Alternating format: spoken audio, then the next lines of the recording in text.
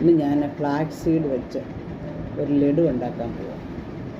Flax seed എന്ന് പറഞ്ഞാൽ നമുക്കൊക്കെ അറിയാമല്ലോ, ഭയങ്കര ഹൈ ഫൈബറാണ്, omega-3 ഫാറ്റാണ്, വെയിറ്റ് ലോസിന് നല്ലതാണ്. നമ്മൾ ഗൂഗിളിൽ സെർച്ച് ചെയ്താൽ അറിയാം. ഫ്ലാക്സ് സീഡ് എന്ന് പറഞ്ഞാൽ നമ്മുടെ മലയാളത്തിലെ ചണവിത്ത്. പണ്ടൊന്നും അതുണ്ടായിരുന്നെന്ന് തോന്നുന്നില്ല, എനിക്കറിയത്തില്ല. പക്ഷെ അത് ഒത്തിരി നല്ല സാധനമാണ്. അതുകൊണ്ട് ശരീരത്തിന് ഒത്തിരി പ്രയോജനമുള്ള സാധനങ്ങളാണ്. നമുക്കൊരു 4 ഉണ്ടാക്കി വെച്ചിരുന്ന ഒരു 11 മണിക്കും 4 മണിക്കും ഒക്കെ ദിവസം 1ഉം 2ഉം വെച്ച് കഴിക്കാം. പിന്നെ നമ്മുടെ ഈ പ്രായമാകുമ്പോൾ നമ്മുടെ ഈ മറവിക്ക് എന്തോ ഓർമ്മ പോകുന്നതിനൊക്കെ നല്ലതാണെന്ന് പറയുന്നു, അറിയത്തില്ല. എനിവേ അതൊന്നും ഉണ്ടാക്കിയിട്ട് നമുക്ക് ദിവസം ഓരോന്നൊന്ന് കഴിച്ചിട്ട് നമുക്ക് ഓർമ്മയൊക്കെ കൂടുന്നുണ്ടോയെന്നൊന്ന് നോക്കാം. ഒന്ന് കഴിച്ച് നോക്കാം. അതിനിത് ഫ്ലാക്സ് സീഡാണ്. എല്ലാ സൂപ്പർ മാർക്കറ്റിലും കിട്ടുന്നതാണ് ഫ്ലാക്സ് സീഡ്. ഇത് നമ്മൾ നല്ല ഒന്ന് വറക്കണം. എണ്ണയൊന്നും വേണ്ട, ഡ്രൈ റോസ്റ്റ്. ഇത് വറുത്തിട്ട് ഇത് മൂക്കുന്ന ഒരുമാതിരി ഒരു പൊട്ടുന്ന സൗണ്ട് വരും. 2 മിനിറ്റ് വറക്കണം. 2 മിനിറ്റ് വറുത്ത് കഴിയുമ്പോൾ ഒരു ടപ്പ ടപ്പ ടപ്പ എന്നൊരു പൊട്ടുന്ന സൗണ്ട് വരും. അതുവരെ വറുത്തിട്ട് നമുക്കിതിനെ ഒരു പാത്രത്തിലോട്ട് മാറ്റാം. അത് തണക്കാൻ വേണ്ടി മാറ്റുന്ന ഒരു പാത്രത്തിലോട്ട് മാറ്റി വെച്ച് അത് തണക്കട്ടെ. ഇനി നമുക്ക് അതേ പാത്രത്തിലോട്ട് ഇത് തണക്കാൻ വെക്കാം. അതേ പാത്രത്തിൽ എള്ള, നമ്മുടെ വെള്ള എള്ള, കറുപ്പുള്ള എല്ല, വെള്ള എള്ള, അതും അതേ തന്നെ 100 ഗ്രാമിൻ്റെ 2 പാക്കറ്റ്. അതേ രണ്ടും ഒരേ ക്വാണ്ടിറ്റി എടുക്കുന്നത്. 2 കപ്പ് അല്ലെങ്കിൽ 200 ഗ്രാം. ആ എള്ളും വറക്കണം. എള്ള് ഒരുമാതിരി ഒരു മൂത്തൊരു ടപ്പെന്ന് വരുമ്പോൾ അതിനെ നമുക്കൊരു പാത്രത്തിലോട്ട് മാറ്റാം. അതും തണക്കട്ടെ. ഇതെല്ലാം ഡ്രൈ റോസ്റ്റാണ്. ഇനി അതേ പാത്രത്തിലോട്ട് നമുക്ക് കുറച്ച് നട്ട്സ്, കുറച്ച് ആൽമണ്ട്, ബദാം, അത് നമ്മുടെ കണക്കാണ്. എത്ര കൂടിയാലും കുറഞ്ഞാലും ഒന്നും കുഴപ്പമില്ല. അതൊക്കെ ഓപ്ഷനില്ല. ഇട്ടാലും കുഴപ്പമില്ല, ഇട്ടില്ലെങ്കിലും കുഴപ്പമില്ല.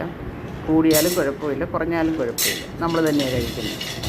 കുറച്ച് ആൽമണ്ട്, കുറച്ച് കാഷ്യൂ, അതുകൂടെ ഞാൻ മുഴുവൻ അങ്ങ് ഇട്ടു. അതുകൂടെ ഒന്ന് വറുത്തെടുക്കാം.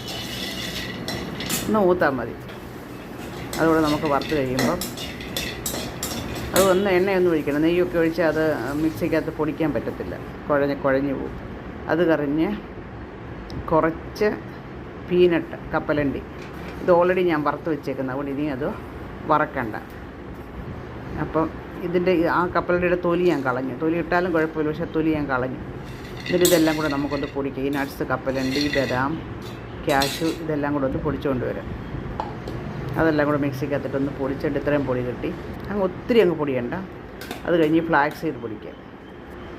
തരിതരിയായിട്ട് മതി, ഒത്തിരി അങ്ങ് പൗഡറൊന്നും ആകണ്ട. ചെറിയ തരിതരിയായിട്ട് പൊടിച്ച് അത് കഴിഞ്ഞ് എള്ള് പൊടിച്ചുകൊണ്ട് വരാം. ഈ എള്ളും പൊടിച്ച് എല്ലാ പൊടികൾ കിട്ടി.